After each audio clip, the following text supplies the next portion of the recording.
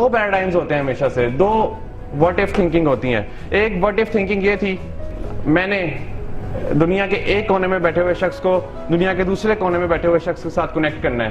یہ تھنکنگ تھی mark Zuckerberg کی, یہ تھی واٹ اف تھنکنگ, کہ کیا اگر ایک شخص جو کہ دنیا کے دوسرے کونے میں بیٹھا ہے اس کو اگر میں کنیکٹ کر دوں امریکہ میں بیٹھے ہوئے ایک شخص کے ساتھ اور وہ دونوں اپنی پرابلمس کو سولو کر سکیں.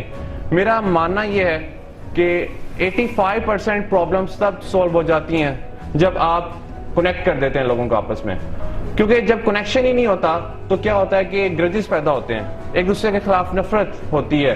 اب اگر یہاں پر بیٹھے ہیں اور میری کسی سے اگر تعصب ہے اور میں آپ کے ساتھ اگر بات نہیں کرتا, اسے اپنی فیلنگس کو کنوے نہیں کرتا, تو اس کا رزلٹ یہ نکلے گا کہ ایٹ لاسٹ گرج پیدا ہوگا. ایٹ لاسٹ وہ میری فیس بک کی ڈی پی کو لائک نہیں کرے گا, میں اس کی فیس بک کی ڈی پی کو لائک نہیں کروں گا, کمنٹس میں لڑائیاں ہوں گی. تو سب سے پہلے ضروری ہوتا ہے کہ آپ کنیکٹ کر دیں لوگوں کو آپس میں. جس چیز سے ہمیں ڈر لگتا ہے اگر ہم اس سے بھاگتے ہیں تو پھر وہ چیز امپروو نہیں ہوتی. تو لوگوں کے ساتھ بات کر کے دیکھیں. اگر آپ بیٹھے ہوئے ہیں, ویٹ کر رہے ہیں, آڈینس میں بیٹھے ہوئے ویٹ کر رہے ہیں, تو آپ کسی دوسرے شخص سے بات کیجئے.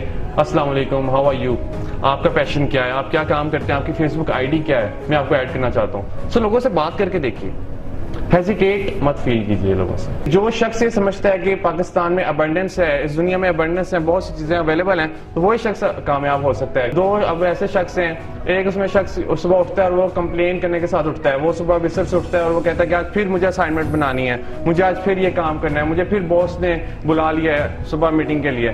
اور جو دوسرا شخص ہے وہ اس بلیف کے ساتھ اٹھتا ہے کہ اللہ شکر ہے مجھے ایک نیا دن عطا کیا ہے اور میں اس دن مزید کچھ نیا اچیو کروں گا.